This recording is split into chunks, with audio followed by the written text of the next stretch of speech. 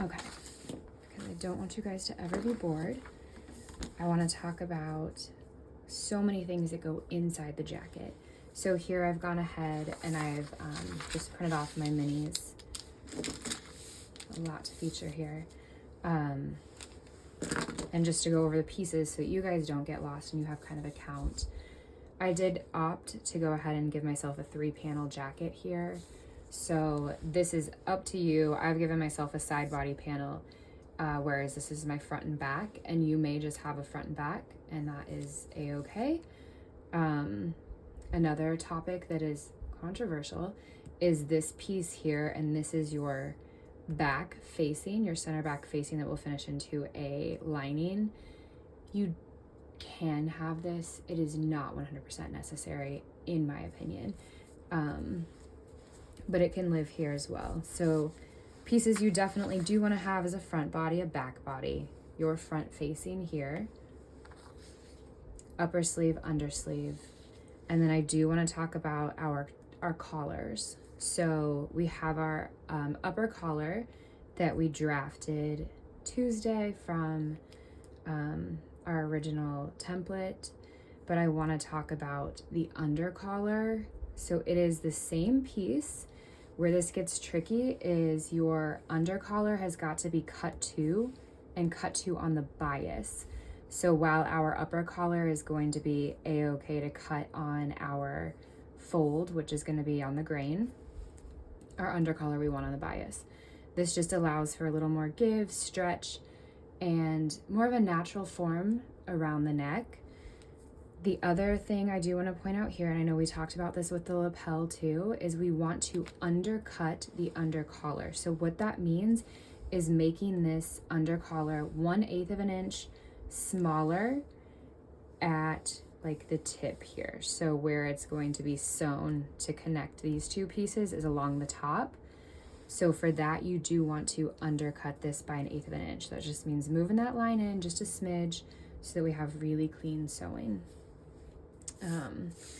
The other pieces that you'll have are your pocket welts, and these are really just a true reflection of what we had sketched out on our, I threw away my little sketch, but what we had sketched out on Tuesday. So if you have this, don't know if I can call it a jetted breast pocket, but you have your breast pocket here and it has kind of a shape to it because I have drafted this front line to be parallel to my center front, whereas the actual pocket itself has an angle. You'll notice here, this is my original portion of the pocket that you see on the jacket. This is the fold line that I want at the top, right where the opening is.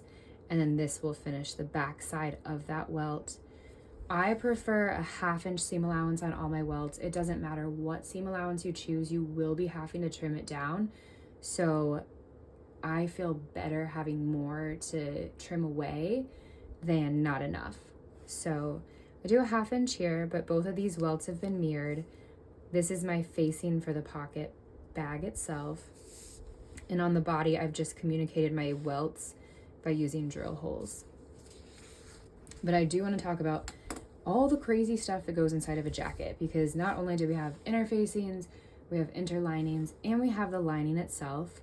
So interfacing for a jacket, it's actually a horsehair canvas, hymo is what they call it sometimes. It has to be so heavy in weight. The benefit to the horsehair is the weave itself is so loose, so it allows on body a little bit of shift. It's almost kind of like wearing a leather shoe. Like after a while, it becomes your fit. A jacket with the proper inner linings and interfacings will drape to the body and it will form fit you like a glove. Like it just becomes beautiful. So horsehair is what I'm going to talk about first. And even if I'm going to talk about it, and I will bring you guys a sample to see in class, it does not mean that you guys have to order horsehair for this project. Like your guys' main takeaway is that you know how to draft the pattern and how to sew it. But I do just want you guys to be so well aware of what goes into the jacket, because these front panels are most important for structure and shape. So horsehair canvas, I cut it out of the entire front body. Like it is a duplicate. So entire front body, I actually do it with 0 seam allowance because I'm picky. You don't have to do it that way, but it really cuts down on some of the excess bulk.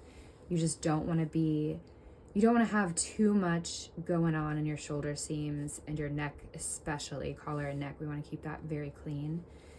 And here, like I talked about earlier, I've got this bump out for where I'm going to cut to create this dart where I want my welt to sit. When you have a horsehair lining, it is so heavy. I actually like to go ahead and just cut out the dart. It needs to be kind of like, I don't even know how else to explain this. It has to be kind of like carving a pumpkin. You just have to cut it out of the dead center area. And if it helps, you can slice along this cut line to get there. But otherwise, no other holes in the garment. It just needs to be here. Pockets, I usually just allow the horsehair to go ahead and ride where my welts will be themselves. I've never had an issue with that. But yeah, it is so important at the front. The other place where horsehair is definitely important is going to be your collar.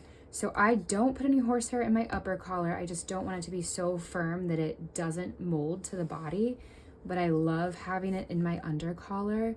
And for the under collar, this is so tricky. It will have no seam allowance except for at the center back neck here. And like what that's going to do is it's going to overlap. You're not going to fold it. Like you're not going to open up your seam like this. It's going to be one on top of the other, and then you'll zigzag down the center back. And I will talk about all of this again when I go to sew, but I just want to explain it now while you guys are drafting the pattern so you get a clear image as to why I'm doing what I'm doing. And then if you're going to be a freak like me, you can cut out another piece of horsehair that sits in this roll line.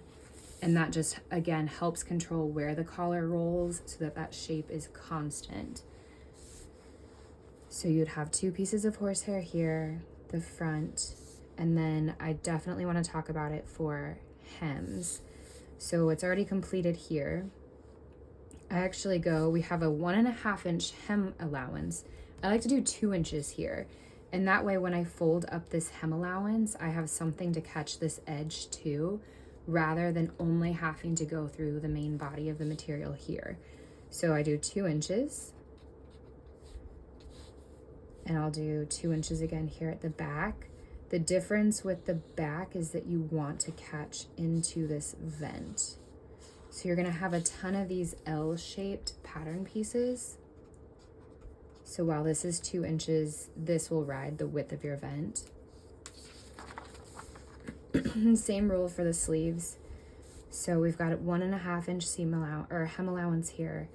So let the actual horsehair do the talking in terms of where your hem allowance is for the sleeve. I just like to add a 1/2 inch. So perhaps you decided to do only 1 inch hem allowance on your sleeve. Don't do that. But if you did, then this would be 1.5 inches horsehair height. But for us, we're gonna do 2. Finish off to have this beautiful L shape. Same thing here, you guys. So that's where I like my horsehair panels to lie. I don't put it here. Again, probably controversial, but I did an entire semester of wool tailoring in college, so I'm going to teach you what I've learned from a different textbook besides what we're looking at every day. Okay, so that covers our horsehair interfacing. Just write that down so you guys have a little memo. And it is truly an interfacing. There are fusibles and non-fusibles. Try to find a fusible for this project if you can. If you have more time, I never touch a fusible, but for this, definitely, we're limited. Okay, but now I want to talk about soft interfacing, so something more lightweight. It's not featherweight, just a lightweight interfacing.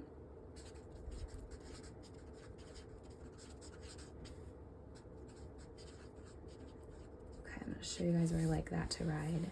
Definitely the entire collar. So this is the upper collar. Love it for my welts. Don't try to hurt yourself here with a sew-in or a horsehair. It is my one place where I break my own rules. I will put a fusible here, even if the rest of my jacket is natural material. And then you want to do your back facing if you've elected to have a facing here. And then this is where I will go ahead and interface really just in my lapel here. You can interface the whole thing. Like, it is not ever gonna hurt anything. Just give that to you for an idea. But that is for my soft interfacing. So you can see that, but we're not done because there's so much makeup in a jacket. Actually, I'm gonna do yellow. Okay, now I'm going to talk about interlining. So that's something that's between the interfacing and the lining.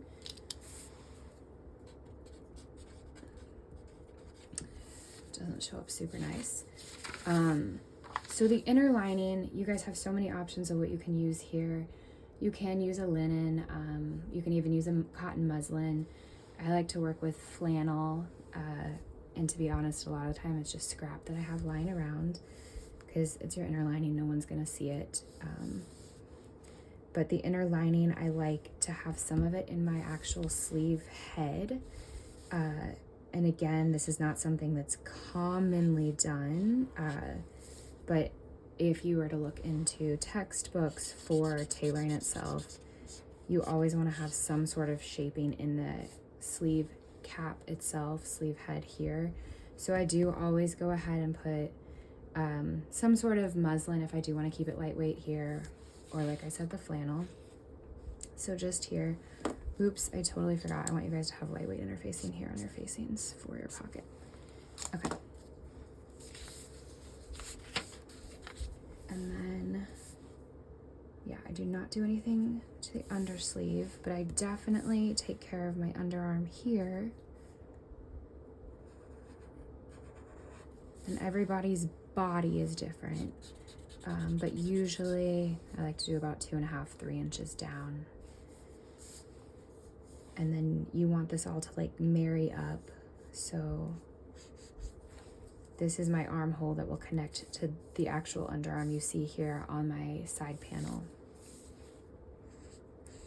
And I like to hit this at high back. Textbook, I feel like they ask for 3 inches. To me, that just seems so narrow. So I hit it at high back. That's where like really the stress point will come across. So as long as it's above that, you're not going to be restricted. So I like to hit it there. You can either cut it here or keep the seam allowance. If I'm going to catch it, sometimes I will catch it in the shoulder, and again, sometimes in my actual side seam allowance. But if I do have the time, I cut it with 0 seam allowance and I hand tack it in. The hand tacking is so wide that it goes in very quickly, so to me it's not a nuisance. But that is, I just want you guys to consider seam allowance there because it is your guys' choice. So that's it for the back with the flannel. Down for the lower body, and again, this is just for a little added stability. And this piece is really preference, and a lot of it has to do with fabric weight. So if you're working with a material that's a super fine wool, then go ahead and give it some more structure here, because that will also help support your horsehair here that you're going to be folding up into. But if you have a more heavy wool, something like a coat weight, then don't worry about it down here. And then for the front, I do no flannel there. So anyway, that is your interlinings.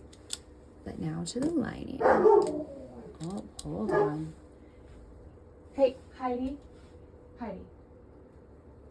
Okay, she may or may not stop, but I'm gonna just try to keep going real quick. Linings are super cool. So let's imagine this piece here, we have chosen to have this center back neck facing.